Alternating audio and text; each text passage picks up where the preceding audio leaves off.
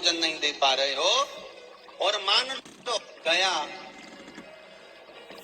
ब्रह्म कपाली या कहीं पिंडदान नहीं कर पा रहे हो, तिलांजलि तर्पण नहीं कर पा रहे हो, तो एक काम जरूर करना, जल के पात्र में 2 बूंद गंगा जल डालना और वो गंगा जल शंकर को रोज 16 दिन तक चढ़ाइए, पितृदोष समाप्त हो।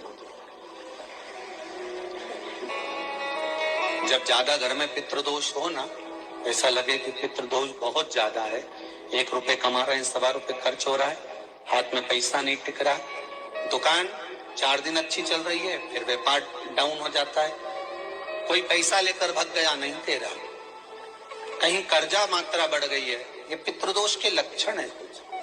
इसमें आपके घर में जो भी रुद्राक्ष पड़ा हो, जो भी रुद्राक्ष रखा हो, क्योंकि संभाल के तो आप रखते नहीं, एक पानी के पात्र में उस रुद्राक्ष को डाल दीजिए, उसमें 1 चावल का दाना डाल दीजिए।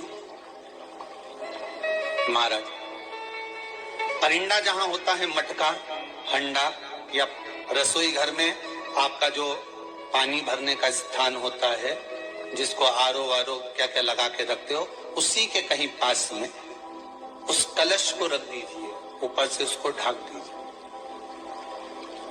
शाम के समय, सुबह रखा 10 बजे से 12 बजे के बीच में, शाम के समय प्रदोष काल में भगवान शंकर का नाम स्मरण कर कर, ओम नमः शिवाय बोलकर, श्री शिवाय नमस्तुभ्यम बोलकर, या महामृत्युंजय मंत्र का स्मरण कर कर, या गायत्री मंत्र का स्मरण कर कर, जो मंत्र आपकी बुद्धि में, विवेक में समाहित हो, उस मंत्र का नाम लेकर राम कृष्ण हरि जो बोल सकते हो, एक घी का दिया अवश्य प्रज्वलित करें, लंबी बाती का।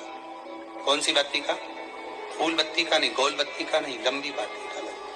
बत्ती का मुख दक्षिण की ओर, कहां पर होना चाहिए? दक्षिण की ओर, ना पूरब, ना पश्चिम, ना उत्तर। बत्ती का मुख कहां हो? दक्षिण की ओर। जैसे श्राद्ध पक्ष में ब्राह्मण को जब भोजन कराते हैं तो ब्राह्मण का मुख श्राद्ध पक्ष के भोजन कराते समय अगर पूरब, पश्चिम और उत्तर का होता है तो श्राद्ध के भोजन का फल नहीं मिलता, उसका मुख दक्षिण का होता है तो हमारे घर के जितने भी पितर उस तिथि में गए होते हैं सबको उसका भाग मिल जाता है और पितृदोष समाप्त हो जाता है। इसलिए ब्राह्मण का मुख श्राद्ध पक्ष में भोजन कराते समय दक्षिण का होना चाहिए, ब्राह्मण का मुख दक्षिण का।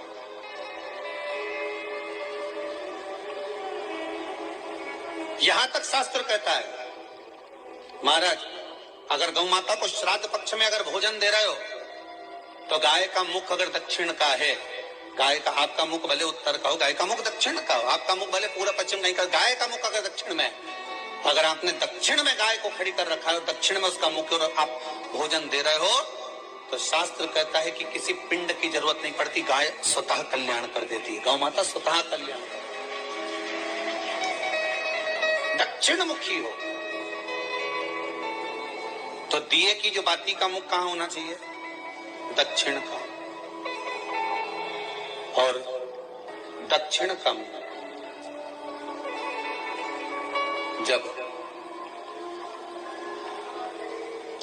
दक्षिण का मुख हो, दक्षिण की ओर बाती हो महाराज, तब दक्षिण की बाती जलाने के बाद में भगवान से वहीं पर प्रार्थना करें, जो कलश रखा है उसके ऊपर जो प्लेट रखी है, ढका गया है, वहां अपना सीधा हाथ रखें और अपने पूर्वजों का, अपने पितरों का स्मरण करें कि मेरे धन को लेकर कोई चले गया, मेरा व्यापार ऐसा चल रहा है, मेरा घर में बच्चों का विवाह नहीं हो रहा है, या घर में इतनी अशांति है या तकलीफ है या कष्ट है, ये सब का स्मरण कर कर उस कलश को रात्रि भर रखे रहने दें। सुबह स्नान आदि करने के बाद फिर एक घी का दिया दक्षिण की ओर लगाकर सुबह 10 बजे से 12 बजे के बीच में उस जल को शिव जी को समर्पित कर कर जाएं और वो रुद्राक्ष लेकर वापिस आ जाएं। महाराज वापिस आ जाएं, उस रुद्राक्ष को अपने घर में रख दीजिए, वर्ष भर वो रुद्राक्ष आपको कभी बीमारी से नहीं घिरने देगा, कभी किसी जगह खड्डे में नहीं जाने देगा, वो उन्नति की ओर ही बढ़ाएगा। भले कोई भी रुद्राक्ष हो, 1 मुखी से लेकर 14 मुखी, 20 मुखी, 18 मुखी, जो रुद्राक्ष आपके पास में, आप तो उसका स्मरण करिए, आप उसका स्मरण करें। आपको लगता है कहीं कहीं कि मेरे पितर मुझ पर क्रोध कर रहे हैं, आपको कभी कभी लगे कि मेरे ऊपर पितरों का पितृ दोष लगा हुआ है, या पितरों का श्राप लगा हुआ है, या हमारे यहाँ पर लोग अधोगति में ज्यादा मर जाते हैं, हमारे यहाँ ये काम ज्यादा हो जाता है, तो निवेदन है, श्राद्ध पक्ष चल रहा है, प्रयास करिएगा एक चावल की कटोरी में, कटोरी के अंदर थोड़ा सा चावल रख लीजिए कच्चा, उस चावल की कटोरी में एक बेलपत्र बांधकर पानी का मटका, परिंदा या जहां अपना रसोई घर में जल रखते हो, उस कटोरी को वहां पर 2 दिन 3 दिन तक रख दो। वैसे तो 16 दिन रखो, ज्यादा अच्छा था, पर जो दिन अपने को मालूम है 2-3 दिन उसको रख दीजिए। घी का दिया लगाइए। 3 दिन के बाद में उस दुर्वा को, उस बेलपत्र को शिव बाबा को समर्पित कर दो। चावल पूरे घर में घुमाने के बाद चिड़िया को या नदी में या किसी जीव को प्रदान करो। महाराज, पितृदोष कारण का सुंदर तरीका,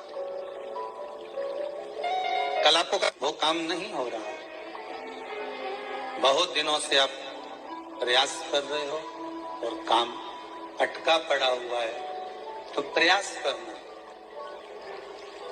जल के पात्र में थोड़ा सा शहद,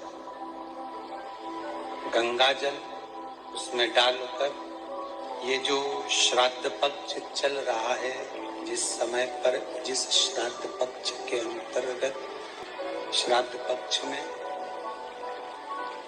एक पात्र में जल लेकर उसमें थोड़ा सा शहद, गंगा जल डालकर भगवान शंकर को कुंदकेश्वर महादेव के नाम से, कौन से महादेव?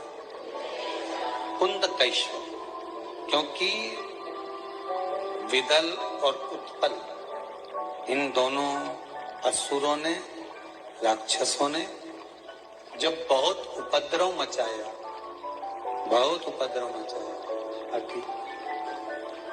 जब बहुत उपद्रव मचाया, तब माता जगतजननी के कहने पर कुंदुक का प्रहार कर इन दोनों राक्षसों का संहार करा, तो शिवजी का नाम कुंदकेश्वर पड़ गया।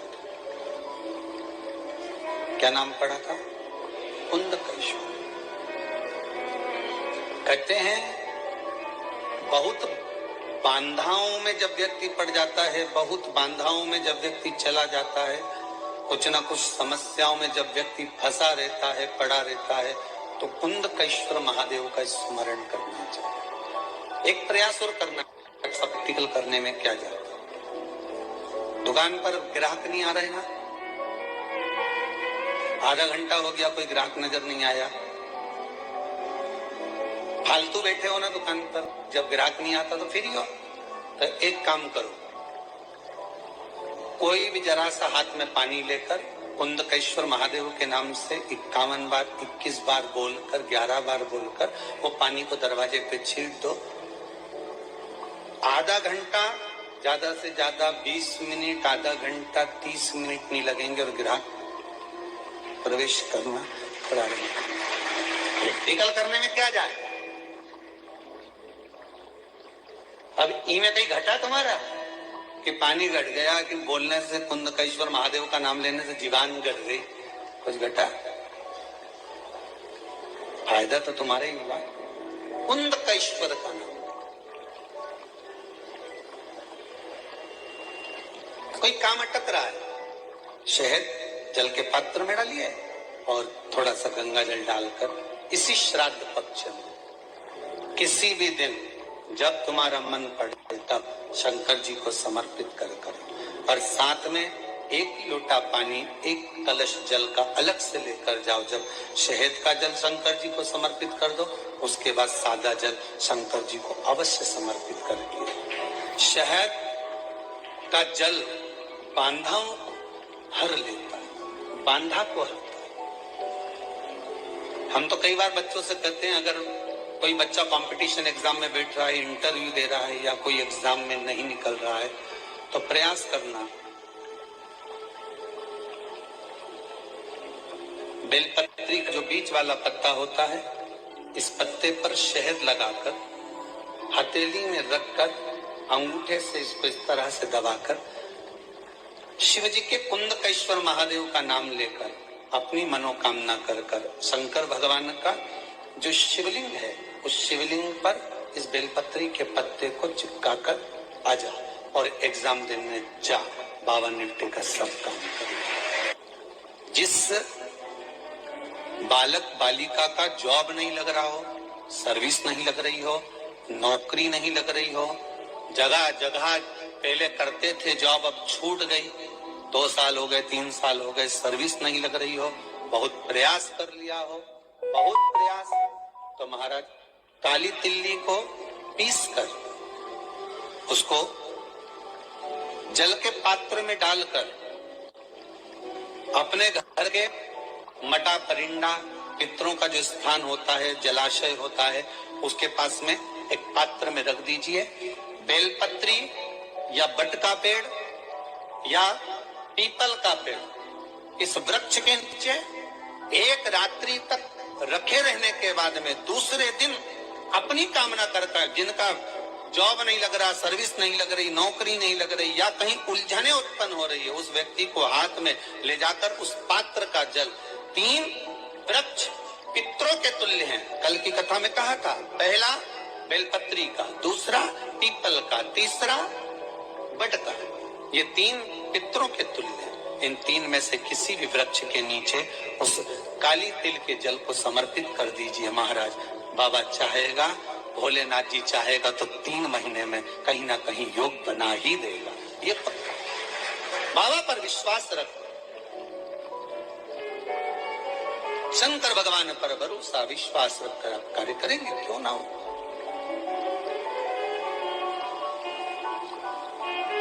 श्राद्ध पक्ष में महाराज पीपल के पेड़ के नीचे मात्र काली तिल्ली का पानी ही डाल देने से पितृदोष का निवारण हो जाता है। किसी लड़के की लड़की की विवाह शादी नहीं हो रहा हो, मंगल विवाह नहीं हो रहा हो, पानी के लोटे में थोड़ा सा काला तिल डालकर श्राद्ध पक्ष में पीपल के पेड़ के नीचे चढ़वा दीजिए महाराज। पितरों की शांति होती है, घर में मंगल कार्य होता है, मंगल कार्य हो जाता है, पितृदोष का निवारण होता है। बहुत रोग घिर गया, ऐसा लग रहा है कि बहुत बड़ी बीमारी शरीर में आ गई है, वो मिट नहीं रही, बीमारी बहुत बड़ी है, नहीं जा रही। सरसों का फूल भगवान शंकर को चढ़ाना प्रारंभ करो। सरसों तो आप अपने घर के अंदर भी बो सकते हो, उसमें पीला फूल ही जाता है, शिव जी को चढ़ाना चालू कर दो, बीमारी समाप्त होना प्रारंभ। शिव को समर्पित किया गया एक एक दान, एक एक महाराज। लगे ऐसा कि घर में शांति नहीं है, सुख लक्ष्मी तो है, परिवार भी छोटा है, पर शांति नहीं। जब देखो जब किसी ना किसी का मुंह चलता रहे, क्रोध में बोलते रहे, शब्दों के तीर चलते रहे, शांति नहीं है। प्रयास करिए श्राद्ध पक्ष में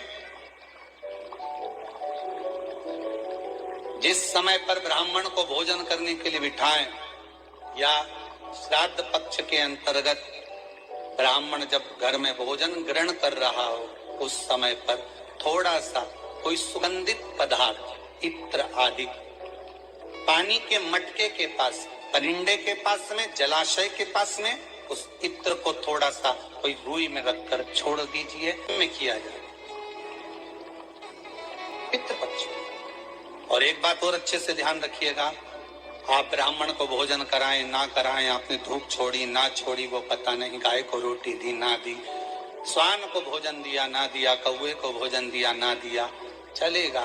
पर जिस दिन अमावस्या के दिन पितृपक्ष समाप्त हो, उस दिन प्रदोष काल में, प्रदोष के समय पर, प्रदोष काल में शाम के समय पर जाकर किसी भी नदी, तालाब, बावड़ी, कुआं, कहीं ना कहीं जो आपके पास में हो, वहां पर एक घी का दिया, बत्ती का मुंह दक्षिण की ओर कर कर अवश्य जला कर जाना, सारे पितृदोष समाप्त हो जाएगा, सारा पितृदोष समाप्त। अमावस्या के दिन किसी भी जलाशय के पास में, नदी, तालाब, बावड़ी, कुआं, जो आपके शहर में, आपके गांव में, आपके नगर में हो, वहां जाकर लगा। अगर नदी, तालाब, बावड़ी, कुआं नहीं है तो पीपल का वृक्ष हो या बेलपत्री का वृक्ष हो या बट का वृक्ष हो, उसके नीचे लगा दो प्रदोष काल में। पर अमावस्या के दिन लगाएं जरूर। क्यों? क्योंकि अमावस्या 16 दिन तक पितृ मृत्यु लोक में आने के बाद में भोजन ग्रहण करते हैं। अमावस्या के दिन पितृ शाम के समय प्रदोष काल में शंकर भगवान का नाम जाप कर कर नदी, तालाब, बावड़ी पर पानी पीने जाते हैं। वहां से जल का आचमन कर कर पितृ अपने लोक को चले जाते हैं प्रदोष काल के समय पर। इसलिए प्रदोष काल में जलाशय के पास में, बावड़ी, कुआं, नदी, तालाब के किनारे पर दिया लगाया जाता है दक्षिण की ओर मुख कर कर बत्ती का, तो पितृ आशीर्वाद देते हुए जाते हैं कि फलो फूलो, आगे बढ़ो, उन्नति करो, तरक्की करो। ये पितरों का आशीर्वाद रहता है, पितरों का वर रहता है। आप देंगे उसको मिले, कुछ करा ना करा। फिर अमावस्या के दिन, जिस दिन पितृपक्ष समाप्त हो, उस दिन दिया दक्षिण की ओर बाती का मुख कर कर। महाराज एक बात बहुत अच्छे से समझ लीजिए, जिसके घर में क्लेश होता हो, अशांति रहती हो, क्लेश रहता हो, या छोटी छोटी बात पर विवाद चालू हो जाता हो, या पति पत्नी में, परिवार में, सास बहू आदि कादि में कहीं ना कहीं कुछ अगर विवाद रहता हो, तो शास्त्र कहता है ऐसा बेलपत्री की डंडी रखी है ना, बहुत ध्यान दीजिएगा महाराज। श्राद्ध पक्ष की कथा चल रही है, शिव महापुराण आज विराम की ओर है, ध्यान दीजिएगा। जैसे ये बेलपत्री की जो डंडी होती है, डंडी का जो भाग होता है बेलपत्री की, ऐसा बेलपत्री की 7 भाग ले लो, मतलब बेलपत्री 7 ले लीजिए। 7 बेलपत्र लेकर कच्चा जो सूत होता है ना, कच्चा सूत जो जानते पेड़ पौधे में माताएं लपेटती हैं, धागा जो होता है ना सफेद कलर का कच्चा धागा, जो बड़ में, पीपल में और आंवला आदि में लपेटा जाता है, कच्चा सूत, उसको शंकर भगवान और माता पार्वती का स्मरण कर कर नंदी के, जो नंदी होता है, नंदी के राइट भाग में, नंदी का एक पांव ऊंचा होता है, आपने देखा होगा आगे का पांव ऊंचा होता है, बैठते समय नंदी का एक पांव ऊंचा है, एक पांव नीचे की हो जाता है। तो नंदी का जहां पांव ऊंचा है, उस ऊंचे पांव के पास में बैठना है। कच्चे सूत पर उस बेलपत्री के जो 7 गुच्छ हैं, 7 जो बेलपत्री के भाग हैं, 7 बेलपत्री हैं, उसको अपना नाम गोत्र स्मरण कर कर उस कच्चे सूत को लपेटना है। महाराज लाल कलर का चंदन उस बेलपत्री के पत्ते में जो अग्रभाग होता है, सबसे आगे का भाग, 7 में लाल चंदन लगाना है। महाराज उस चंदन को लगाकर आप प्रदोष के दिन, प्रदोष काल में शंकर भगवान को समर्पित अगर करते हैं, तो जिस घर का गोत्र बोला है उस घर में कभी क्लेश नहीं हो सकता, उस शांति का अनुभव